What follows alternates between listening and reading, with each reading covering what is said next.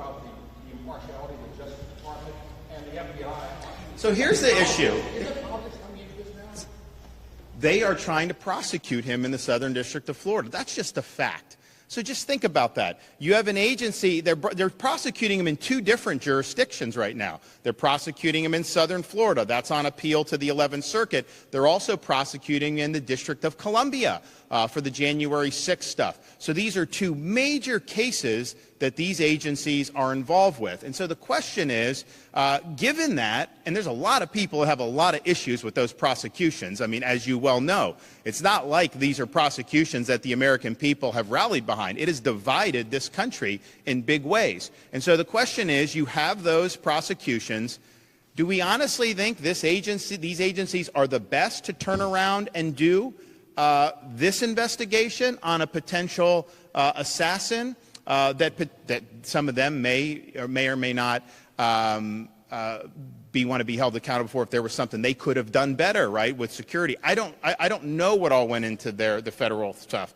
But man, don't you want a clean slate? Don't you want to have investigative agencies that are just going to pursue this without any other agenda creeping in, without there being any cause for concern about any impartiality? And oh, by the way, that can bring the most serious, readily provable offense under state law, not under federal law. So this is the right thing to do for justice, and I think justice means holding the perpetrator accountable to the full extent of the law, but justice also means making sure we get the unvarnished truth.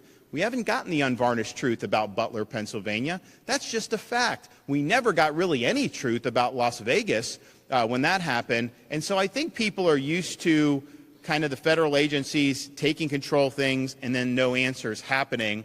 And we don't want that to happen in this case. That's not appropriate to happen in this case, especially when the state of Florida has multiple grounds with which to pursue charges against this individual.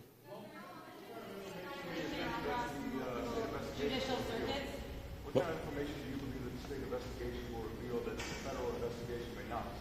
I think what will reveal, I think, is the important thing. What the state does is going to be made public. I mean, if you guys know who are from Florida, you can FOIA a lot of the stuff that's done in these investigations under Florida sunshine laws, and then they have a charge to be very frank and exercise candor with the public. I want the information to get out. I do not want any of the information kept under wraps. We're not a party to anything that happened in terms of the state of Florida government. I mean, we have been asked to help in the past on security, and we're always willing to do that. But that wasn't our primary. We were not responsible for it that day. We've not been responsible for any of the prosecutions that have been brought against the former president. So we're in a great situation to be able to look at this with clear eyes, get answers, and then deliver those answers to the public. I don't think anyone can honestly claim that the federal government has been forthright and transparent about its past investigations. That's just the reality. That's just how these guys operate. Apart from any type of political bias, that's how it's been really for many, many years. That's not how it's going to be here.